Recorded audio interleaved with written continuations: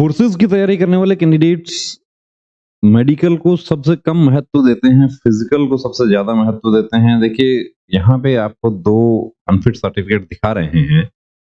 ये detail medical में unfitness का सर्टिफिकेट है। ईएसआई फार्मासिस्ट आईटीबीपी की भर्ती है। 2 पॉइंट इनको मिले हैं। पहला पॉइंट क्या है, दोनों आंखें जो है वो 6/60 है, 6/60 दोनों आंखें। होना कितना चाहिए आपका, मास्टर आई 6/6 होना चाहिए, यानी बहुत ज्यादा फर्क है।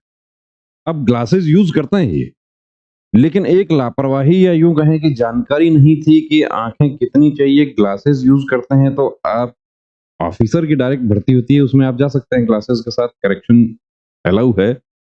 लेकिन आप ट्रेड्समैन से लेके आप सीपीयू एसआई तक ग्लासेस के साथ, या जो डायरेक्ट रिक्रूटमेंट होते हैं सब इंस्पेक्टर के, एमटी के या इंजीनियरिंग डिपार्टमेंट्स के, इन सब में आप नहीं जा सकते।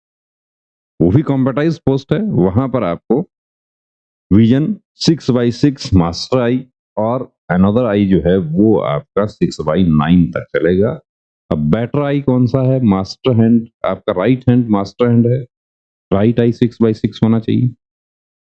अब ये कैंडिडेट एक्चुअली दूसरा एक पॉइंट और था इनको, वो तो सिर्फ डाउटफुल केस था, कोई फ्रैक्चर था पुराना, उसका पॉइंट था।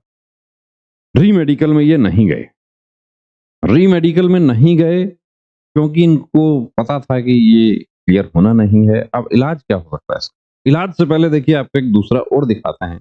ये आईटीबीपी ट्रेड्समैन कैंडिडेट हैं, बहुत अच्छा स्कोर था, लेकिन वही जानकारी का अभाव कहें या एक गलती भारी पड़ गई। पूरी तैयारी जो 3 साल की, 2 साल की, 5 साल की जितनी भी तैयारी थी, उस पर पूरा पानी फिर गया। आंखें जो है वो इनकी भी एक ही पॉइंट है, डिस्टेंट विजन 6/12 और 6/18, 6/12, 6/18। रीमेडिकल होता है, रीमेडिकल में आई स्पेशलिस्ट का opinion was taken, opinion includes defective distant vision, वही सेम आ गया। अब सेम आ गया तो डिफेक्टिव डिस्टेंट विजन रीमेडिकल में भी फिट हो गया। ये कैंडिडेट रीमेडिकल में अपीयर नहीं हुए, ये री मेडिकल में अनफिट हो गए। आईटीबीपी कानपुर का आप देख रहे हैं।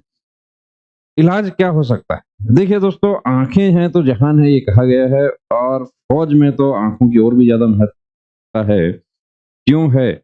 क्योंकि दुश्मन जो है वो आपके कितना नजदीक से आपको देखना है, कितना दूर से देखना है। दुश्मन के अलावा और भी बहुत सारी ऑब्जर्वेशन है। तो ग्लासेस क्यों नहीं है, वो फोर्स का मेडिकल गाइडलाइन जो है वो बना हुआ है, उसके अनुसार विजुअल करेक्शन अलाउ नहीं है। कौन सा अलाउ है? तो अलाउ तो कोई भी नहीं है, लेकिन लेजर ट्रीटमेंट करवाकर कैंडिडेट्स भर्ती हो जाते हैं। रेलवे में मैकेनिज्म ऐसा है कि रेलवे में आपकी आंखें मशीन से चेक की जाती हैं कि आपने लेजर किया तो नहीं है, लेकिन अभी तक हमारे फोर्सेज में ऐसा मैकेनिज्म नहीं है। तो यदि आपका ऐसा कोई पॉइंट है तो देखिए, समय रहते उसका ट्रीटमेंट करवा लें। विशेष रूप से एसएससी जीडी हमारे कैंडिडेट्स, सीपीयू एसआई जिनके भी मेडिकल आने वाले हैं, बीएसएफ आरओआरएम, ये गलती नहीं करना। लेजर करवाने के कितने दिन बाद आप फिट हो सकते हैं? लेजर करवाने के आप देखिए लगभग 7 दिन बाद आप नॉर्मल हो जाते हैं, और अभी तो ऐसा भी टेक्निक है कि 3 दिन में भी आपका नॉर्मल हो जाता है। और एसएससी जीडी में 3 दिन बाद कैंडिडेट हमारा फिट हुआ लेजर करवा के, तो वो पता है हमें। हालांकि मेडिकल गाइडलाइन उस चीज को अलाउ नहीं करती, लेकिन आपको कुछ चीजें छुपानी भी होती हैं। सारा कुछ यदि आप डिस्क्लोज कर देंगे तो जाहिर सी बात है कि वर्दी नहीं पहन पाएंगे। तो बने रहिए दोस्तों चैनल के साथ, और विशेष ध्यान रखना है, मेडिकल की भी उतनी ही तैयारी करनी है जितना आप रिटर्न और फिजिकल का करते हैं। जय हिंद।